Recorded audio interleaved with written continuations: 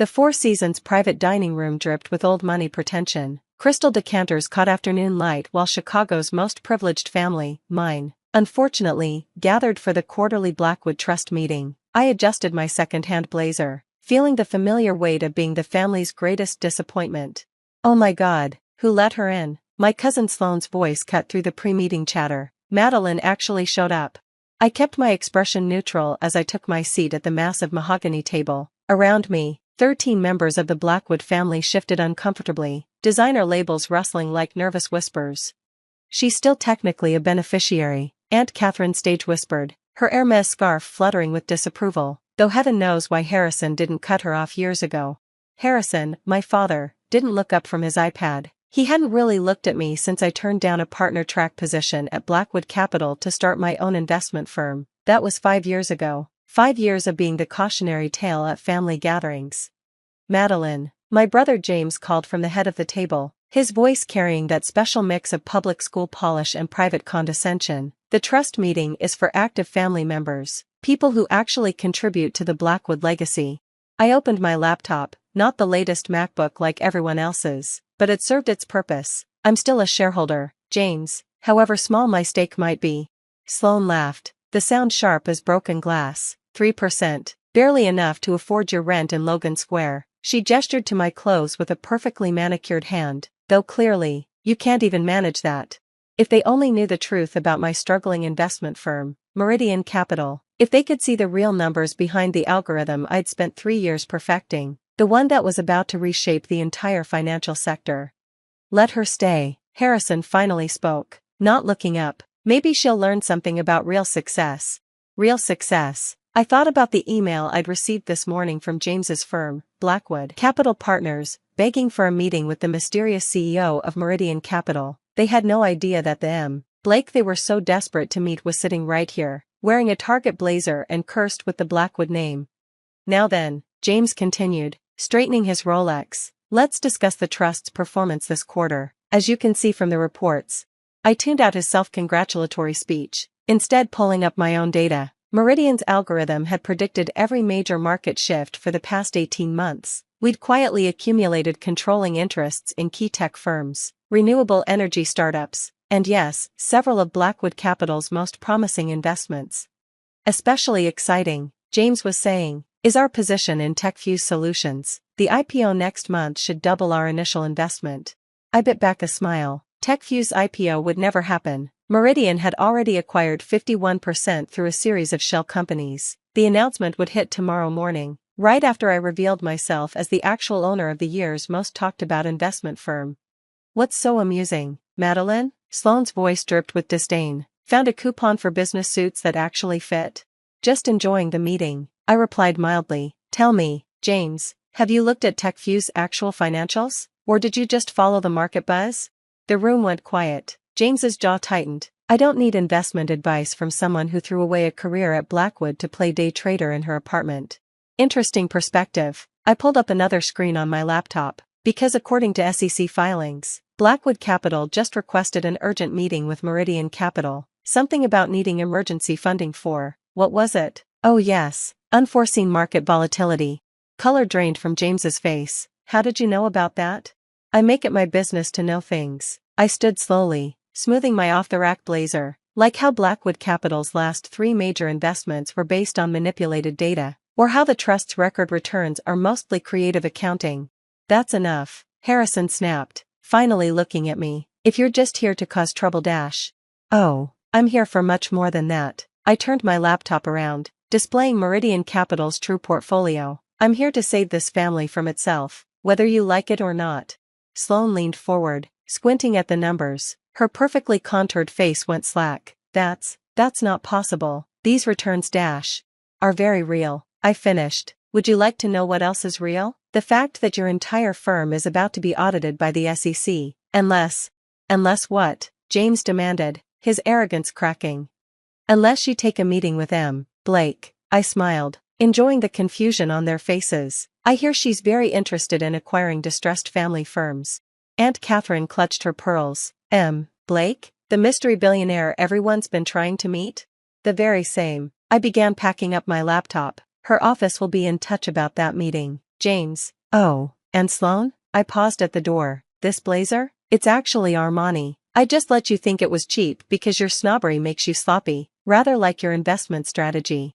I left them sitting there, stunned and silent, knowing that tomorrow would change everything. The email would go out at 9 a.m. sharp, revealing M. Blake's true identity. By lunch, the financial world would know that the year's most successful investment firm was run by the Blackwood family's greatest disappointment. But first, I had a stop to make. The same coffee shop where I'd sat 5 years ago, after walking away from Blackwood Capital, where I'd written the first lines of code for what would become the most powerful financial algorithm in the market. The usual, Ms. Blake? Marco, the barista, was the only person who knew both my names. Thanks, Marco. I settled into my corner table, the same one where I'd built my empire in silence. My phone buzzed, probably James or Harrison, finally putting the pieces together. I let it ring. Tomorrow would come soon enough, and with it, the complete reshaping of the Blackwood family legacy. But tonight, I'd enjoy my coffee and remember how it felt to be underestimated. Sometimes the biggest mistake a family can make is not recognizing the power of the person they've written off. The next morning, I arrived at Meridian Capital's downtown office an hour before sunrise. Floor-to-ceiling windows offered a pristine view of Chicago's skyline, the city still sleeping, unaware of the earthquake about to hit its financial district. Everything's ready, Ms. Blake, my assistant Sarah said, setting a coffee on my desk. Unlike the Blackwoods, she knew both sides of me, Madeline the outcast and M. Blake the billionaire. The press release goes live in 30 minutes. I nodded, scanning the morning's reports. Blackwood Capital's stock had already started slipping, whispers of instability spreading through early trading in Asian markets. James must be panicking by now. Right on cue, my phone buzzed. Harrison. Madeline. His voice was tight, controlled. We need to talk about yesterday. Actually, Dad, you might want to turn on CNBC first. I kept my tone light. Something interesting is about to happen. Before he could respond, Sarah appeared in my doorway, tablet in hand. It's time. I ended the call and turned to the wall of screens dominating my office. Right at 9 a.m., the news broke across every major financial network. Breaking, Meridian Capital founder revealed, M. Blake identified as Madeline Blackwood. Mystery billionaire M. Blake connected to prominent Chicago family. Meridian Capital announces acquisition of TechFuse, blocking Blackwood Capital IPO plans. My phone exploded with notifications, messages from family members, journalists, industry analysts, but the one that mattered most came from James's private number. Emergency board meeting, 10 a.m. Don't you dare ignore this. I smiled, straightening my actual designer suit. Chanel this time. No more hiding. Sarah, call my car. Time to crash another family meeting. The Blackwood Capital offices occupied the top 3 floors of a sleek downtown tower. I'd worked here once, back when I was trying to be the daughter Harrison wanted. Now I walked through the marble lobby as a conqueror, not a conformist. Ms. Blake. The security guard nodded, using my chosen name, not my family one. Word traveled fast. The executive floor was chaos. Assistants rushed between offices, phones rang unanswered, and the usual polish of a top-tier investment firm had given way to barely contained panic. Thank God you're here. Sloan ambushed me by the elevator. Her perfect makeup couldn't hide her desperation. You have to fix this. The market's in free fall. Fix what, exactly? I stepped around her. Your failed due diligence? The overleveraged positions? Or just the general incompetence? The boardroom was packed. Every Blackwood who mattered sat around the massive table, faces pale beneath their expensive tans. Harrison occupied his usual place at the head, James standing beside him like a guard dog. Well, I settled into a chair, smoothing my skirt. This feels familiar, though usually, I'm the one being lectured about responsibility. How dare you? James slammed his hands on the table. You deliberately sabotaged this family dash. I saved this family. I cut him off. Would you like to see what would have happened to Blackwood Capital without my intervention, Sarah? My assistant distributed tablets showing projection models, the slow but inevitable collapse of the firm under James's leadership, bad investments, missed opportunities, and a fatal inability to adapt to changing markets. This is impossible, Aunt Catherine whispered, scrolling through the data. These returns, Meridian Capital's growth, is very real, I confirmed. That algorithm you all mocked? The one I wasted time developing instead of following the Blackwood path? It's revolutionized predictive market analysis. While you were chasing the same tired strategies, I built something new. Harrison hadn't spoken yet. He just stared at the numbers, decades of certainty crumbling before him. The TechFuse IPO? James's voice was hollow. Is dead. Meridian owns controlling interest now. I leaned forward. Along with majority stakes in half your portfolio companies. Would you like to know what else I own? Sloan made a choked sound. The algorithm predicted all of this? Every move, every failure, every opportunity you missed because you were too arrogant to look beyond your own assumptions. I stood, commanding the room just as Harrison had taught me, back when he still thought I was worth teaching. Now, we have two options. 1, I continue acquiring your assets, and Blackwood Capital becomes a cautionary tale in financial journals. And the second option? Harrison finally spoke. A merger, Blackwood Meridian Capital, your legacy and my innovation. I pulled up another document, but with some significant changes in leadership. The room erupted in protests and accusations. I let them rage, remembering all the times I'd sat silently while they dismissed my ideas, mocked my choices, treated me like a charity case instead of the powerhouse I'd become. Enough, Harrison's voice cut through the chaos. He looked at me, really looked at me, for the first time in years. You planned this all along? I planned to succeed, I corrected. You're the ones who made it personal. Every snide comment about my clothes, my apartment, my choices. Did it ever occur to you that I lived modestly because I was investing everything in building something revolutionary? James sank into his chair, deflated. The mystery billionaire everyone's been chasing, our own sister. Cousin, Sloan added weakly. All those times we invited you to charity galas. And seated me by the kitchen? I smiled. Yes, I remember. Just like I remember every time you called me the family mistake. Tell me, who's the mistake now? Harrison stood abruptly. What are your terms?